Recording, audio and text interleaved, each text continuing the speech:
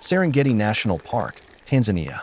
5:00 Ranger Ethan Reyes was starting what he believed would be another ordinary morning. For 17 years, he had watched the sun rise over these endless golden plains, protected its wildlife, and lived among its dangers. His routine was simple: wake early, make coffee, and scan the horizon from his cabin window before patrol. But that day, everything changed as the steam from his mug fogged the window pane. Something outside caught his attention. He squinted. For a moment, his mind couldn't make sense of what he was seeing. Then, the mug slipped from his hand, crashing onto the floor, spilling coffee everywhere. Right there, just a few feet from his cabin steps, sat a lioness. Her tawny coat shimmered faintly in the pale dawn light, and in her mouth, hanging limp and motionless, was a lion cub. Ethan froze. Lions never approached human dwellings. They avoided human scent, human presence, human anything. But this lioness wasn't prowling or threatening. She was waiting. Slowly, carefully, she lowered her head and placed the cub on the wooden step. Then she stepped back, her golden eyes never leaving Ethan's.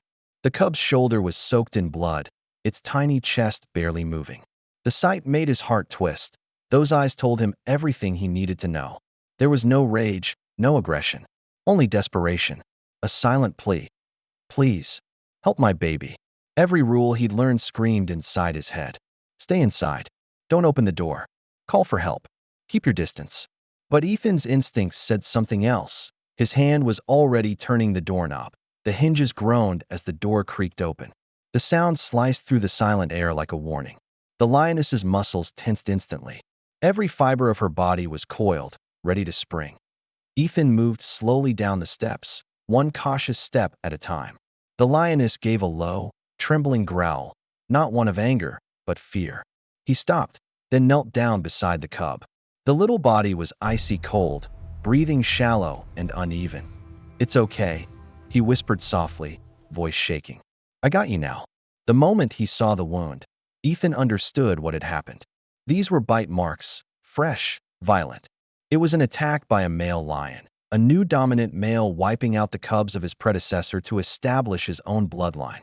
Ethan carefully lifted the cub and wrapped it in his jacket. The lioness took one step closer, her body rigid. For a second, time froze. Then their eyes met, and she stepped back. In that look, something passed between them. An understanding, a fragile trust. Inside the cabin, Ethan transformed his small space into an emergency room. He laid the cub on the table. Blood stained his hands, the wooden surface, even his sleeves. The wound was deeper than he'd thought. Stay with me, little one, he whispered.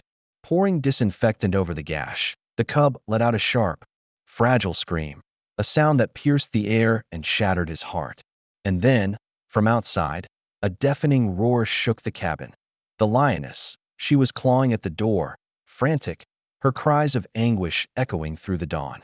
Wood splintered under her claws, but Ethan couldn't stop. If he hesitated, even for a moment, the cub would die. His hands trembled as he worked. Sweat poured down his forehead.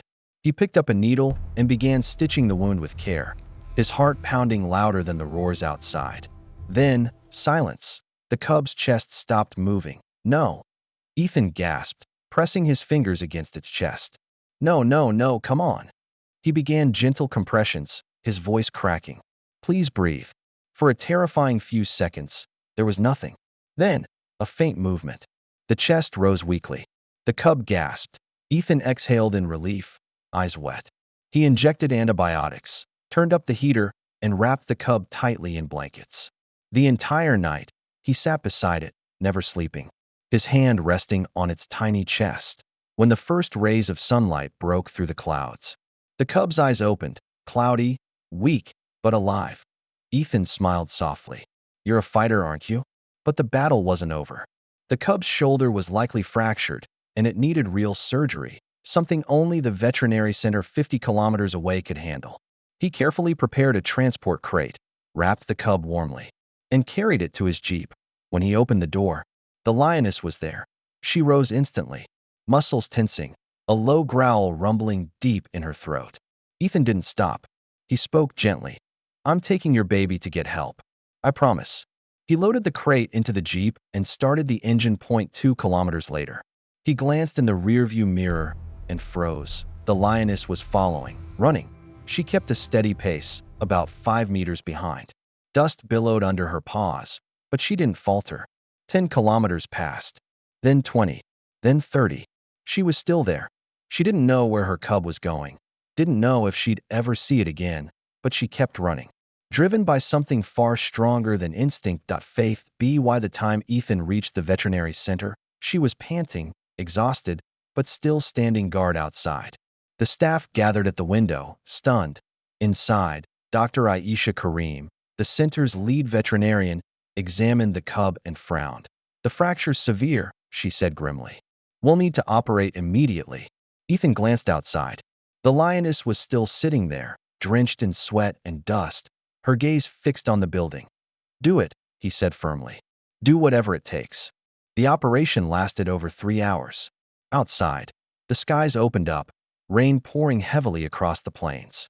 But through the storm, the lioness didn't move.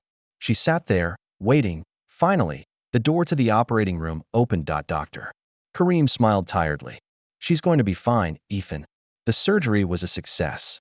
Ethan nearly collapsed in relief. The next day, he brought the recovering cub back to his cabin. He placed it gently on the same wooden step where it all began and waited. 5 minutes passed. 10:30 to no lioness that he searched the horizon, the acacia trees, the tall grass waving in the breeze, but she wasn't there. Hours went by. As the sun dipped low, Ethan realized the truth. She hadn't given up. She had trusted him completely. Her mission was done. The cub stayed with Ethan for months.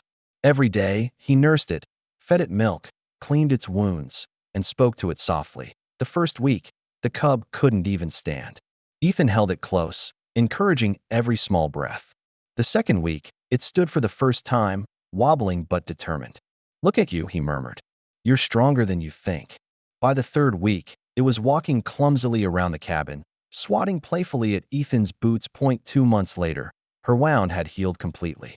The scar remained, but her strength was back. She was no longer a helpless cub. She was a young lion, full of life and energy. It was time. Ethan drove her deep into the savannah, near where the lioness had last been seen. He opened the door. The young lion paused for a moment, then leaped into the tall grass, disappearing into the golden light that he watched until she vanished completely. Months passed. The memory of those days faded into something distant, almost dreamlike. Until one afternoon, while patrolling a remote area known as Sector 12B, his Jeep sputtered and died. He sighed, grabbing his radio. Backup would take 30 minutes to arrive.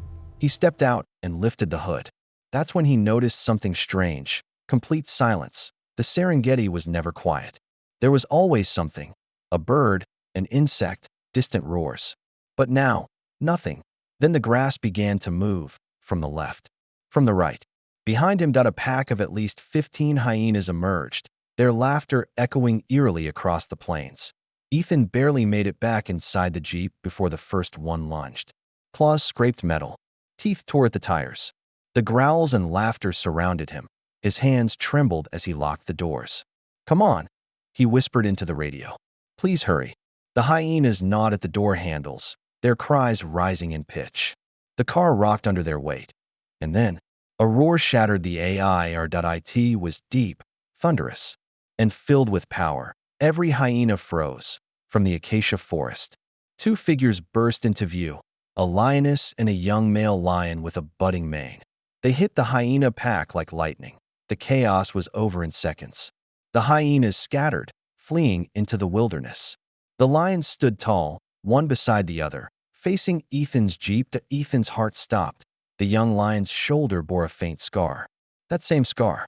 Those same golden eyes. It was her. The cub he had saved. And beside her, her mother. They didn't move toward him. They just stood there, watching silently. The lioness's gaze met his through the rain-streaked glass. This time, her eyes were calm. "Peaceful. You saved my child. Now we protect you." A few minutes later, the distant rumble of an approaching engine broke the silence. The rescue team was arriving.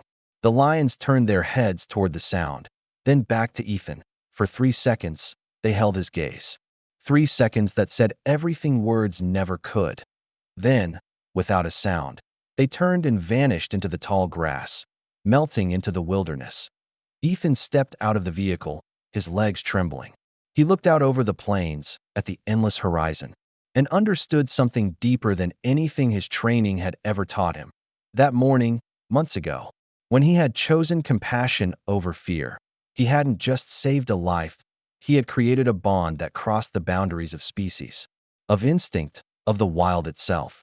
Because in the heart of the Serengeti, he learned the greatest truth of all: trust needs no words, and when given freely, it always finds its way back. That if this story touched your heart, make sure to like and subscribe. Because out here, among the untamed and the wild, there are still stories that prove even the fiercest hearts understand kindness.